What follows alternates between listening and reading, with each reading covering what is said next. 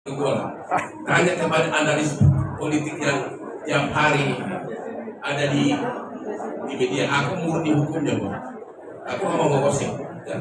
Yang jelas patokan kami adalah ini. BPKB menyatakan tidak ada kerugian, tidak ada markup harga. Jaksa tidak pernah mengatakan dari udah terima uang, tidak ada juga. Tidak ada memperkaya diri. Kemudian tidak ada juga vendor yang telah ditahan gara-gara memperkaya diri sampai hari ini. Kalau ada oknum dirijen mungkin ditahan karena aspek pribadi, apakah dia terima uang atau tidak, itu kan antara dia dengan orang itu, berarti uangnya ke dia, bukan ke menteri. Betul. Sampai sekarang nggak ada. Itulah yang kita sesalkan, seorang putra Indonesia yang masih pulang ke Indonesia cuma umur 30 bisa membangun Gojek, di mana jutaan sekarang putra putri Indonesia cari makan dari teknologi yang dia bawa itu. Ya. Jadi ini masih prematur, istilah teman saya ini. Ini prematur sebenarnya. Kenapa harus ditahan duluan? Kalau ada yang apa-apa kita apa? Saya udah bilang tadi tidak satu pun itu bahasa saya loh. Aku bahas bicara fakta loh. Ya. Apapun sekiranya pun ada pelanggaran prosedur, sekiranya pun ada penentuan nama kelompok itu di awal, tapi kan harganya tidak ada markup, berarti tidak ada kerugian negara. Dan memang dari segi device management sistemnya jauh lebih murah dari Windows. Windows minta 200 sampai 230 dolar untuk 3 tahun. Sedangkan kelompok hanya 30 dolar seumur laptop tersebut. Jauh lebih murah. Apalagi? Sudah?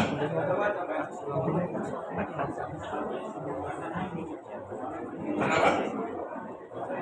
Pokok mantap. Kita itu mah digoreng. Malam ini? Saya ini loh. Kalau penahanan itu kan banyak faktor di Indonesia ini. Di Indonesia ini banyak faktor membuat orang ditahan. Anda sudah lebih pintar dari saya. Anda sudah lebih pintar dari saya. Kalau murni teori hukum, Tom Lepong nggak ada alasan untuk menahan. Tahu nggak dalam kasus Tom Lepong itu kan saya salah satu pengacara importir. Hampir 30 orang saksi dalam kasus Tom Lepong menyatakan malah negara untung. Karena apa? 8 importer swasta itu menjual ke negara BUMN, PPI cuma 9.000.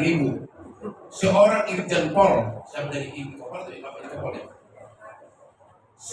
Para saksi-saksi jenderal yang adalah pengurus Inkopol dan Inkopkar menyatakan pada saat itu harga gula di pasaran sudah sampai 19.000. Ya, sehingga waktu itu Presiden Jokowi memerintahkan untuk dilakukan operasi pasar karena 280 penduduk Indonesia terancam tidak mendapatkan gula. Jadi harga gula di pasaran sudah mulai beragam dari 12.000, 14.000, 15.000 sampai 19.000.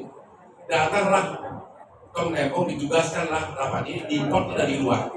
Cuma 9.000 dijual ke negara.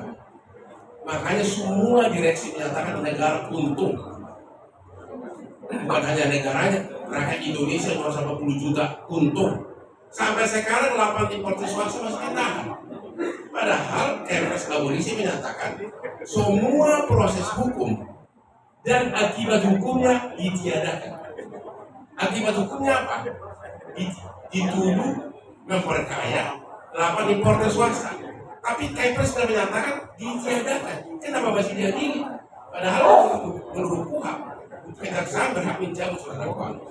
Jadi kalau Anda tanya faktor apa, saya nggak bisa jawab. Anda sudah tahu faktor di Indonesia ini. Ya. Sudah ya? Terima kasih.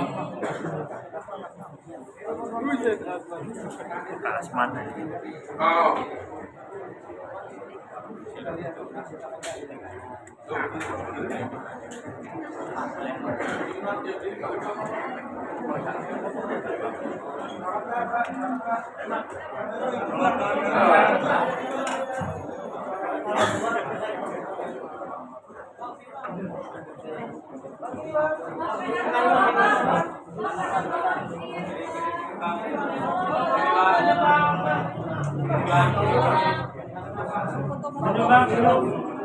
Oke, saya ngomong ya.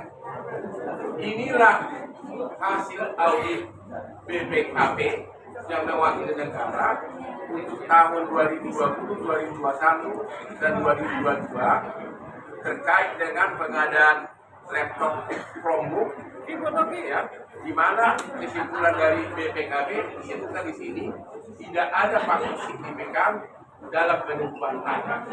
Artinya tidak ada yang mereka BPKP curigai atau temuan tentang penentuan harga.